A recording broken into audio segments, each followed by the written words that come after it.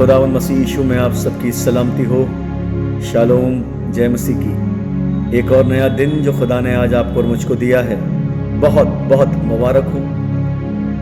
गलातियों की पत्री 6वें अध्याय की आयत 2 में इस प्रकार से लिखा है, एक दूसरे का भार उठाओ और इस प्रकार मसीह की व्यवस्था को पूरा करो। आज इस आयत के ऊपर मैं छोटा सा मनन चिंतन करना चाहता हूँ।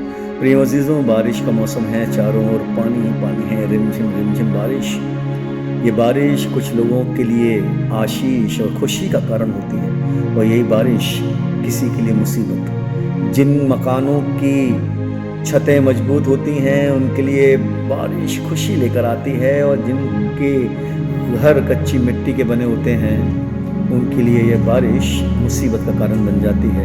बारिश एक है, लेकिन परिस्थितियाँ अलग अलग होती हैं। इसी प्रकार से प्रिय अजीज़ों, खुदावंद के लोगों, हम इंसानों के जीवन में भी कई दफ़ा ऐसा लगता है कि हालात सबके एक जैसे हैं, परिस्थितियाँ एक जैसी हैं, लेकिन होती नहीं। सबकी परिस्थितियाँ अलग अलग होती हैं।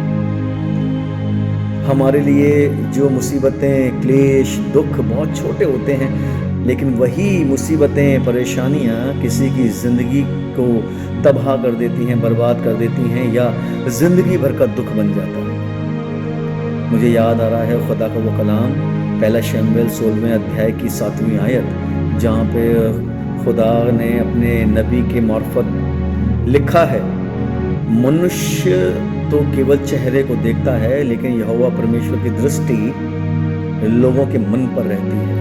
हाँ प्रिय, ये कड़वी सच्चाई है।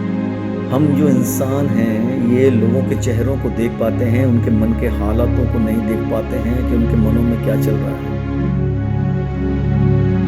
मैं आपको याद दिलाना चाहता हूँ प्रिय अजीज़ों, खुदा ने हमको केवल एक दूसरे को देखने के लिए नहीं भेजा। खुदा चाहता है कि हम एक दूसरे का भार भी उठाएं, और भार उठाने के लिए प्रिय अजीज़ों हमको लोगों को समझना पड़ेगा, जानना पड़ेगा।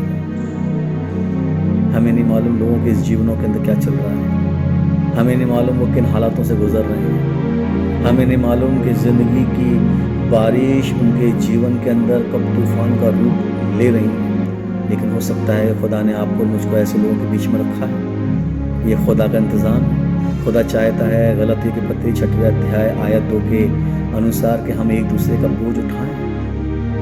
हाँ प्रिय अजीज़ों, एक मोहब्बत भरा पैगाम, एक छोटी सी प्रार्थना, एक बड़े भरोसे के साथ में हाथ थाम लेना किसी व्यक्ति विशेष की जीवन को बदल सकता है, और हम अपने जीवन से उसको ये बात का एहसास करा सकते हैं कि खुदा आपसे बेपनाह मोहब्बत करता है। प्रिय अजीज़ों, हो सकता है कि खुदा ने आपको ऐसे लोगों के बीच में रखा है कि आप उनके लिए आशा बन सकें, आप उनके लिए शांति बन सकें, आप उनके लिए सुरक्षा बन सकें। खुदा का कलाम कहता है, एक दूसरे का भार उठाओ और इस प्रकार मसीह की व्यवस्था को पूरी करो। मेरी दुआ है इस कलाम के मुताबिक आपका जीवन हो, और आप भी ऐसे लोगों का सहारा बने जो मुसीबत के मारे हैं। आप उनका सहारा बन सकते हैं। तो खुदा इन वचनों के द्वारा आपको मुताबिक आशीष दी। God bless you.